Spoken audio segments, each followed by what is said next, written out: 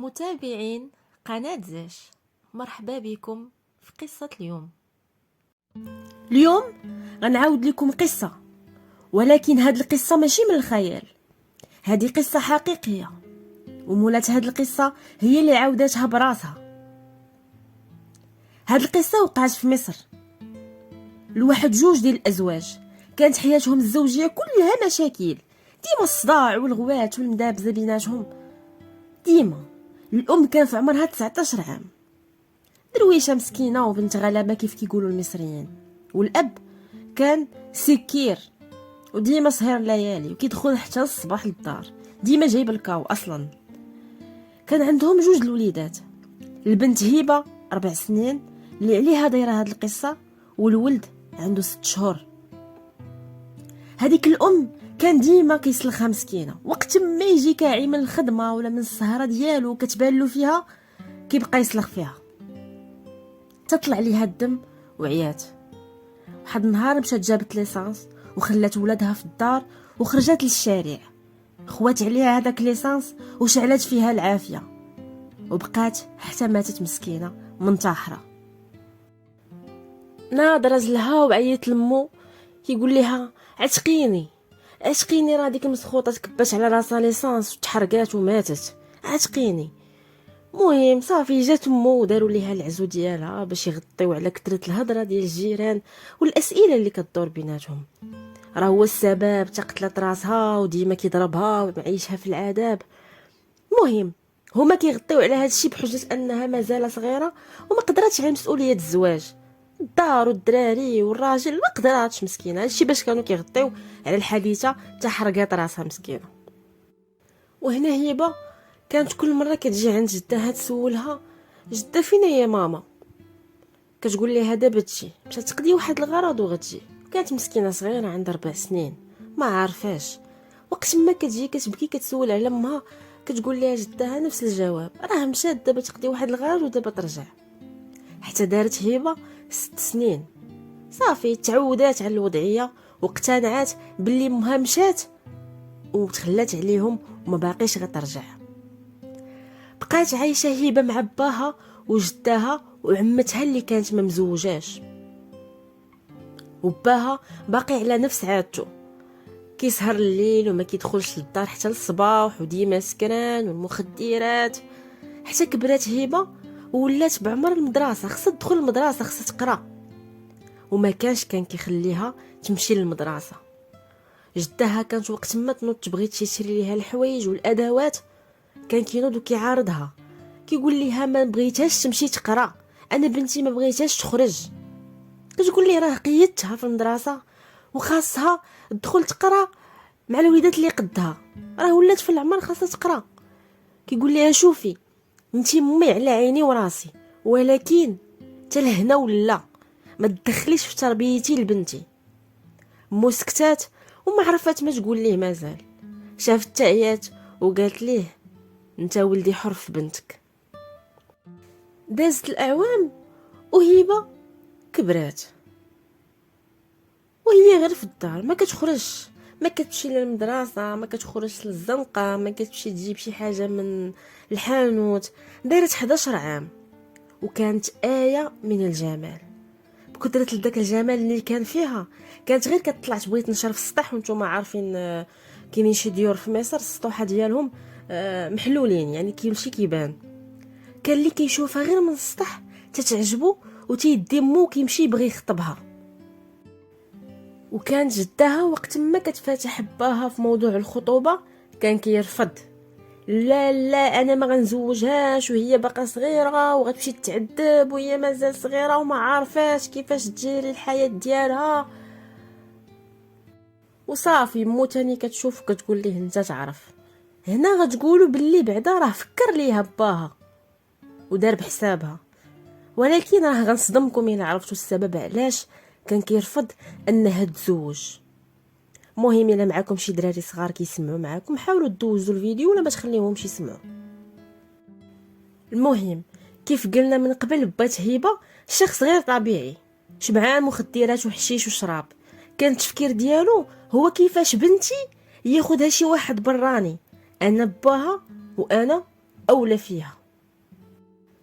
واحد النهار في الليل مشى للبيت ديالها وهي ناعسه، حلت عينيها شافتو ما فهمات والو، كتقول مع راسها هذا علاش داخل عندي دابا وعلاش وقف عليا هكا. زرب عليها وشد ليها فمها واغتصبها وقال ليها شوفي تقولي لشي واحد هاد الشي غادي يكون اخر نهار في حياتك. تخيلوا معايا بنت عندها 11 عام محرومه من الدراسه ديالها ومحرومه ما تعرف حتى واحد من الجيران وممنوع عليها اصلا تلعب مع الدراري اللي قدها وما كتعرف والو على الحياه الخارجيه اصلا، كتعرف غير باها المريض النفسي وجداها وعمتها. مهم نهار على نهار باها ولا كيجي عندها كل ليله وكيعاود نفس السيناريو اللي دار معاها من قبل، وهبه مسكينه كانت ساكته وشاده في قلبها حتى داز شهر وتاخرت عليها العاده الشهريه وبانت عليها وفي وجهها علامات ديال الحمل، ولات صفرة ولات كتجيها الدوخه. شافتها جدها شكات فيها، كتقول مع راسها او ما يمكنش زعما تقدر دير شي حاجه من ورايا وانا هي ديما في الدار قدامي. شويه تقول تاني لا وتقدر تكون كدير شي حاجه مي كنكون انا ناس تقدر تخرج بلا خباري. المهم قالت الهبه سيري بدلي حوايجك ويلا نمشيو عند الطبيب. هزاتها جدها وداتها لعند الطبيب، شافها الطبيب وخرج قال لها مبروك الحاجه البنت حامله. جدها بقات مصدومه ما فهمات والو وفي نفس الوقت خاصها ما تبينش للطبيب، قالت لي الله يبارك فيك واخيرا وشكرا والله يجازيك بخير.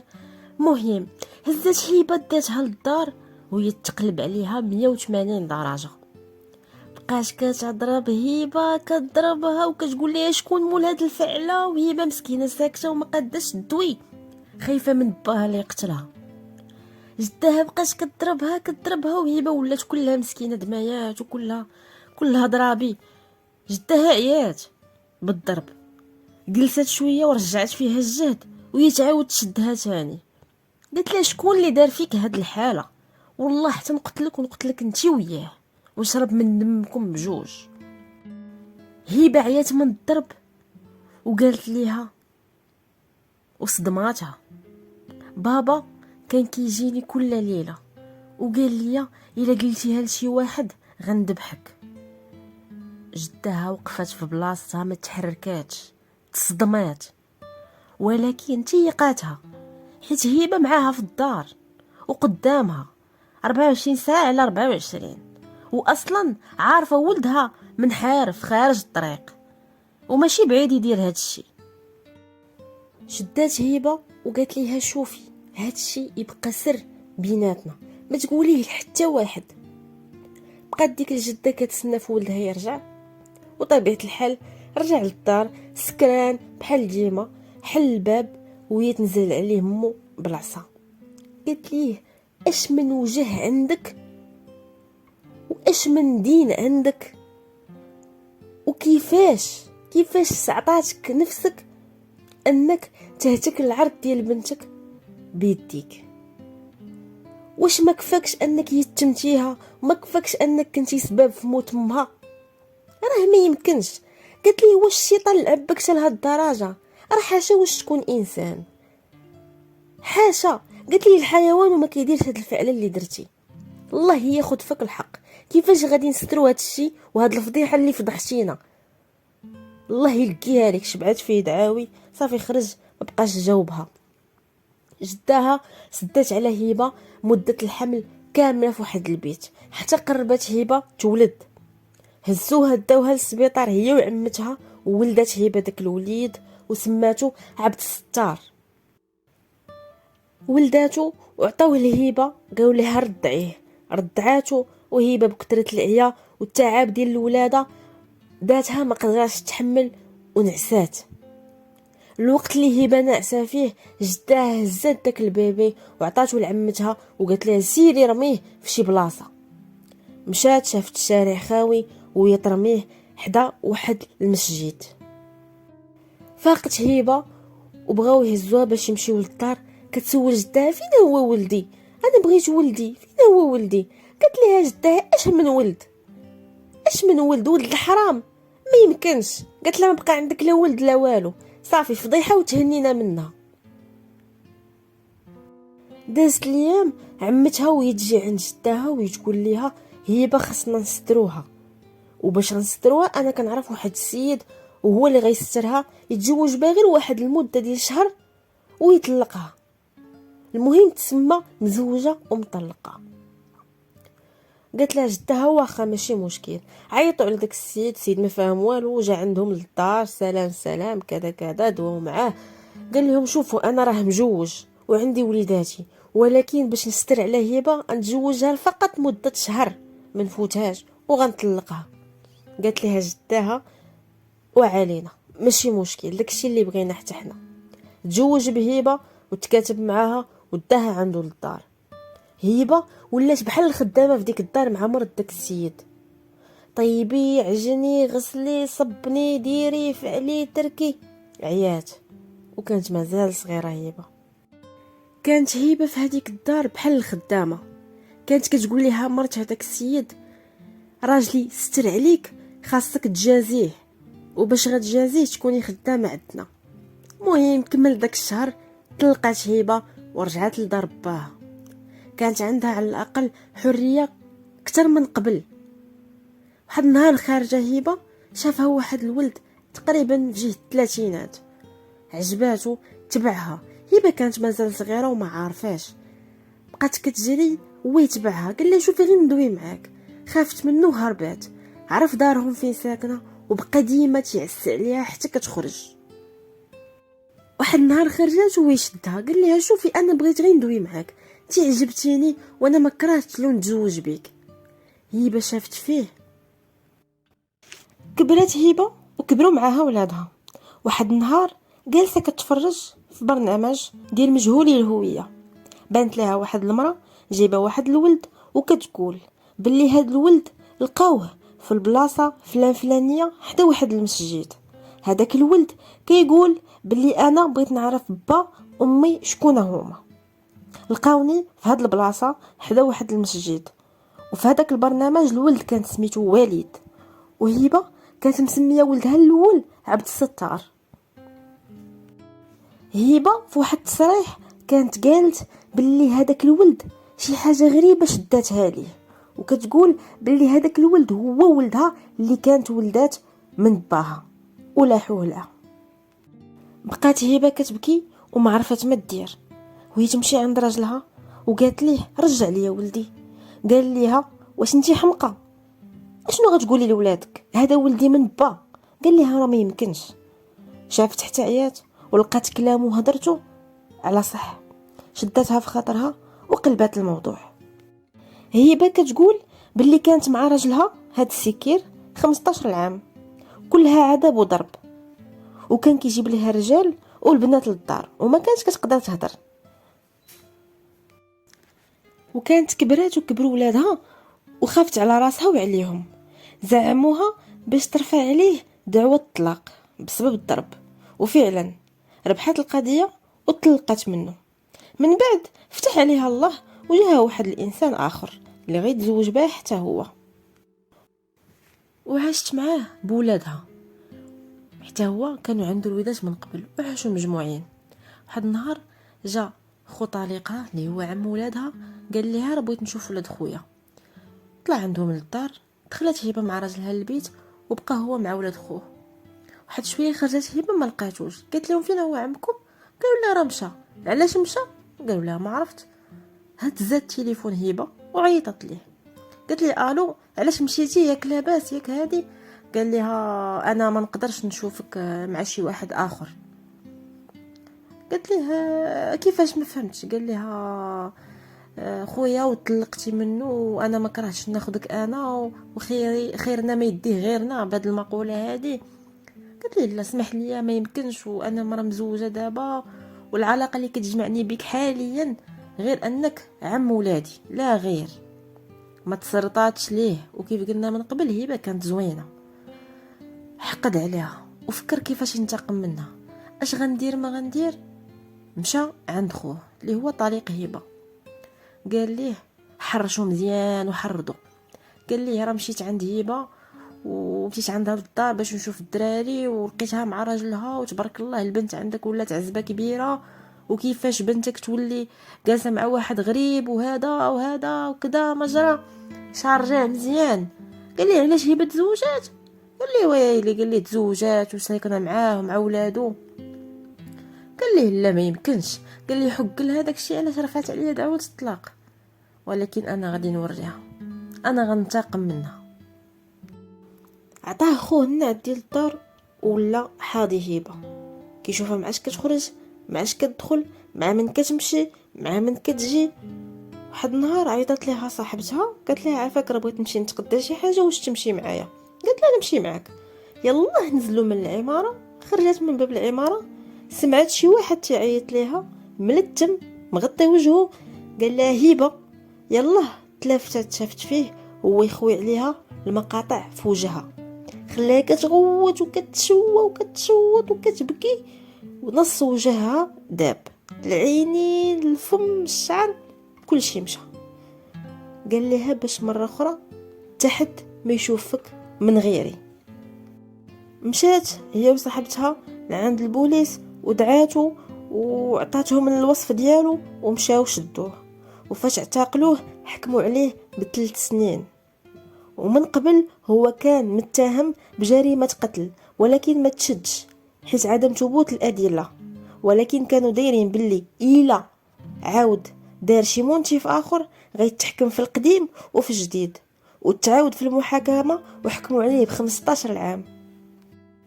هبه مسكينة مرتاحتش، الجمال ديالها مشى، راجلها ولا كيكرهها، ما بقاش كيشوف فيها كاع، حيت ولا وجهها ولا الوجه ديالها تيخلع.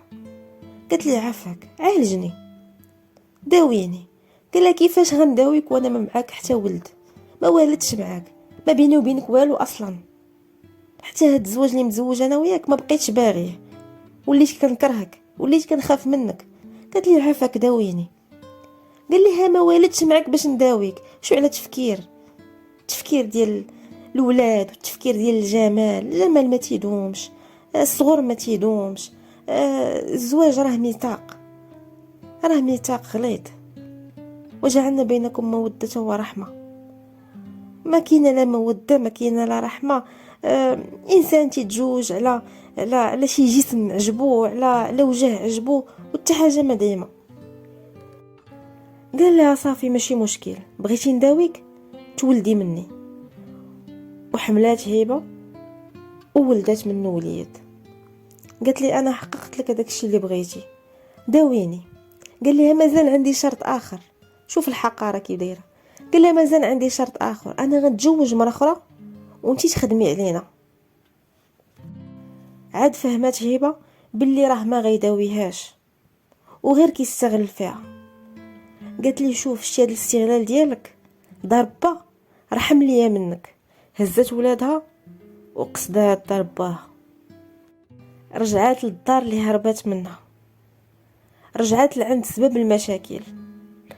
كانش الكلب ديال باها تعدى عليها وتكرفس عليها، تقدر ما تكونش هذه حياة هبه. دقات عليه وحلها. كان جدها ماتت وباها كان كبر ومرض، وعمتها اللي كانت هي اللي كانت كتصرف عليه.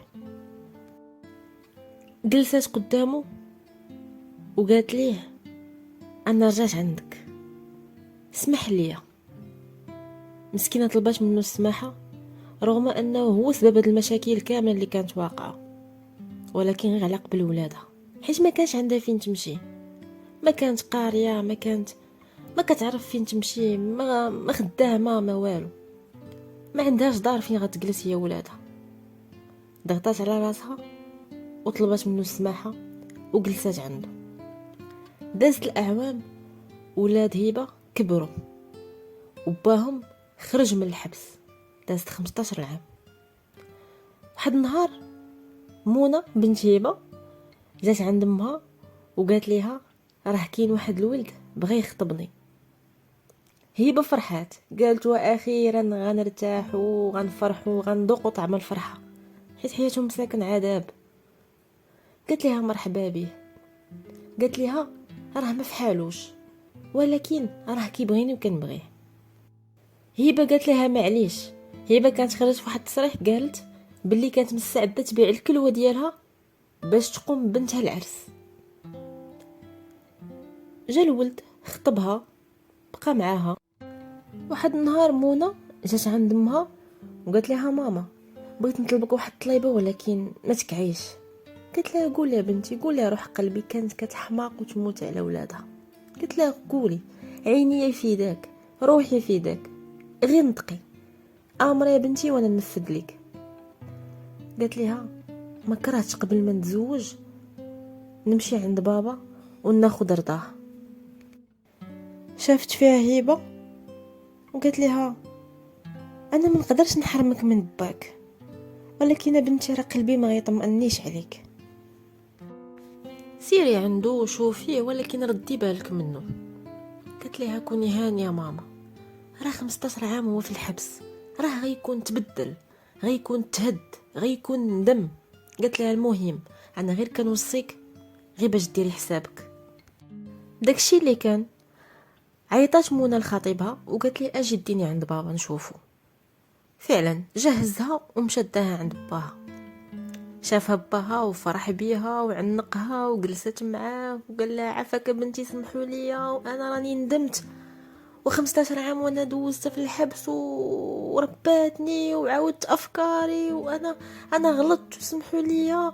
قالت لي شوف بابا احنا مسامحينك وماما حتى هي مسامحاك. وجلس بقى كيعاود ليها شنو دار فيك 15 عام وداكشي كامل اللي دوزو في الحبس عاودوا ليها. شاف خطيب بنته لقاه درويش وولد نقي، بقاو كيدويو شويه ويقول لها منى يلا نوصلك راه مشى الحال، ويقول ليه عافاك ولدي. قال لي ما تحرمنيش من بنتي و15 عام ما شفتهاش وانا متوحشها وما كرهتش تبقى جالسه معايا شويه، غير صبر شويه. خطيب منى شاف فيها وهي كتشوف ديك نظره الحزن على باها وبقى فيها.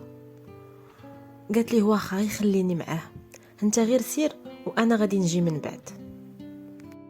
بقات جالسه مع باها. قال لها عافاك بنتي بقي معايا ما تمشيش، بقي مونساني. قالت لي صافي واخا. هزت التليفون وعيطت لامها وقالت لها ماما شوفي ما تخلعيش عليا، انا راه غنبقى مع بابا وغنوجد العرسي من هنا عنده. قالت لها لا. قالت لها صافي كوني هانيه ماما ما تخافيش عليا، انا راه عارفه اش كندير، غنبقى مونساه وغنبقى جالسه معاه، كوني هانيه. قالت لها صافي غير دي البال لراسك. بقات تقريبا لمده شهر كل نهار هبه كتعيط لبنتها كتطمئن عليها، كتقول لها الامور راه مزيان وكلشي تحت السيطره. حتى دخلات في الشهر الثاني. واحد النهار منى هزت التليفون عيطت لامها بالليل كتبكي. قالت لها الو ماما عتقيني راه عييت. قالت لها مالكي ياك لاباس اشنو واقع؟ قالت لها ندمت على النهار اللي قلت لك بغيت نمشي نعيش مع با، ندمت وكرهت على النهار اللي عرفت فيه با وجلست معاه. قالت لها اشنو واقع شرحي ليا. قالت لها راه كل نهار كيجيب البنات للدار وكيدير معاهم اللي ما يدارش وقدام عينيا، وانا عييت وما بقيتش قدرت نصبر وديما تنخبي عليك. وجاب واحد السلسله غليظه وجاوب معاه شي مواد اللي كتحرق وحاطهم وكيتهدد عليك.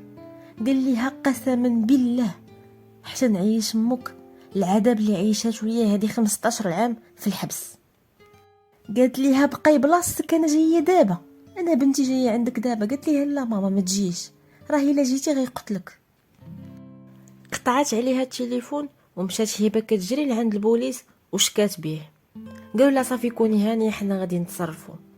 دازت يومين ولكن هبه خاطرها ما هناهاش، هزت حوايجها ومشات عند بنتها تشوفها.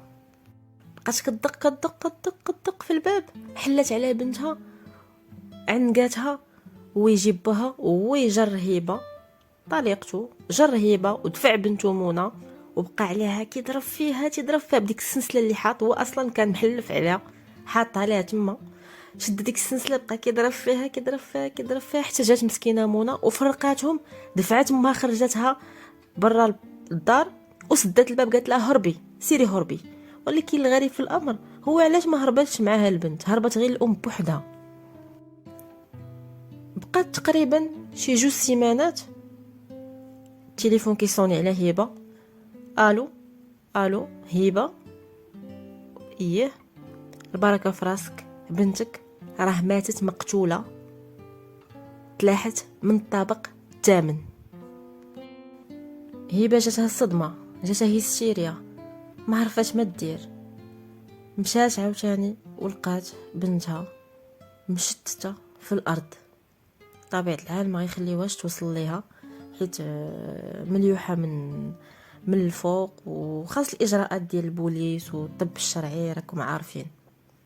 بقات كتشوف بنتها، قالت لك تقريبا نهار كامل، والمعاينه كاينه في هذاك على الجثه ديال بنتها، وكتشوف في الاجزاء ديال بنتها مشتتين والدمايات، ولعل الله كيفاش غتكون بالحاله ديالها والحاله النفسيه كتشوف بنتها باقا لها غير سيمانه على العرس ديالها. صراحه صعيب الحال. مشات تكلفات وتسلفات ووكلات محامي، تشد الاب في الحبس، وداز تقريبا مده قليله اللي قليله بزاف. التليفون كيصوني على هبه. الو، قال لها جاتك الجلطه ولا مازال؟ قالت لي كيفاش تخرجتي من الحبس؟ انت شنو خرجك؟ الله ياخذ فيك الحق، حرمتيني من بنتي، الله يحرمك من اللي عز عليك، الله ياخذ فيك الحق. بقات كدعي فيه. قالت لي قول لي كيفاش تخرجتي؟ قال لها شوفي، ما تبقيش تسلفي وتعذبي راسك وتوكلي محامي، راه ما باقيش غندخل الحبس، وهذا الشيء كامل غير انتقام منك. قالت ليه انا بغيت نعرف غير كيفاش خرجتي، راه ما يمكنش تخرج بهذه السهوله. قال ليها في التحقيق قلت للبوليس، دخلت لقيت بنتي كدوي في التليفون مع شي واحد، قلت لها مع من كدوي؟ ما بغيتش تجاوبني، بغيت ندير الواجب ديالي كأب، بغيت نضربها. وحاولت تنقز ونقزات وماتت. بقات مسكينه كتغوت، جاتها هيستيريا، كانت غتحماق حيت صعيب الحال، ما تقبلتش الفكره.